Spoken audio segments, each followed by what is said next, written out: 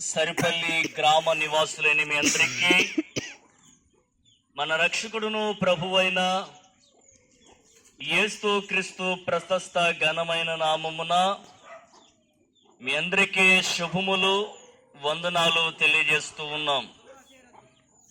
మీరు ఏ పనులను కేవలం కొద్ది నిమిషాలు ఈ మాటలు ఆలకించవలసిందిగా ప్రేమతో మనవి చేస్తూ ఉన్నాం.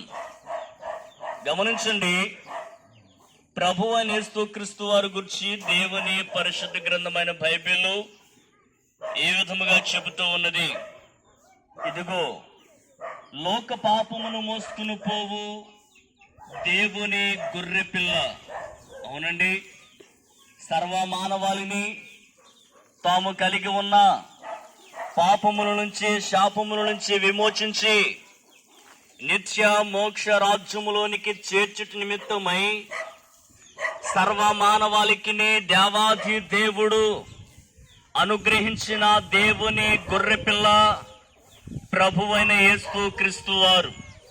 అవునండి, ప్రభువైన యేసు క్రీస్తు వారు కాలము సంపూర్ణమైనప్పుడు కన్యక గర్భమున రక్త మాంసములో ధరించిన వాడై రిక్తునుగా దీనునిగా ఈ లోకమునందు జన్మించి మనుషుల మధ్యన మానవ అతీతమైన ఎన్నో గొప్ప కార్యములను, అద్భుతములను, సూచక్రియలను చేసి తనలోని దైవత్వాన్ని ఈ లోకానికి బయలుపరిచి ఉన్నాడు. అయితే ప్రియులరా, సర్వ మానవాళిని తమ పాదముల కింద త్రొక్కిపెట్టి ఉంచిన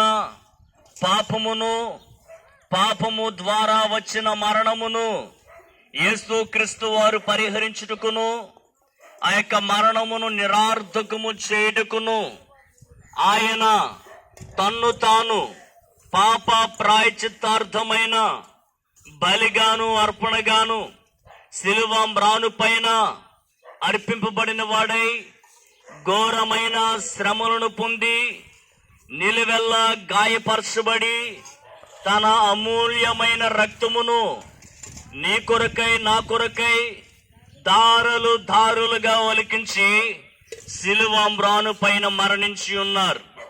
ఆయన మరణించి సమాధి చేయబడి తిరిగి సజీవునిగా మృతుల్లోంచి లేచి పరలోక రాజ్యానికి వెళ్ళి ఉన్నారు. ఈ మాటలు వింటున్న ప్రియ సహోదరి, సహోదరుడా, దేవుని ప్రజలారా గమనించండి. యేసు క్రీస్తు రక్తము మనల్ని ప్రతి పాపముల నుంచి విడిపించి పవిత్రులుగా, నిర్దోషులుగా చేస్తూ ఉన్నది.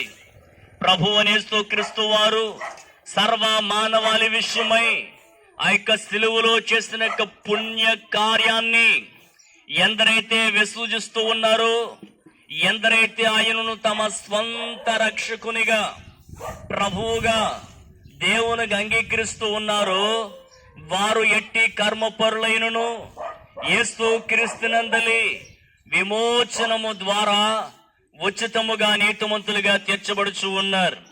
అట్టి వారు పాపరహితులుగా, పునీతులుగా తీర్చబడి వారు దేవునికి కుమారులుగాను పరలోక రాజ్యమునకు హక్కుదారులుగా తీర్చబడుచు ఉన్నారు.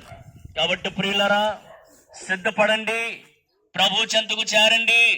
ప్రభువునందు సర్వ మానవాళికి అనుగ్రహపరిచిన పాప క్షమాపణను అంగీకరించి ప్రభువునందు పునరుద్ధానమును పొంది నిత్య జీవమును స్వతంత్రించుకొని సదాకాలం ఆయనతో జీవించాలని ఈ శుభవార్తను తెలియజేస్తూ ఉన్నాను. దేవుడు మీ అందరినీ దీవించునుగాక. మన ప్రాంతం క్షేమము కొరకు చిన్న ప్రార్థన.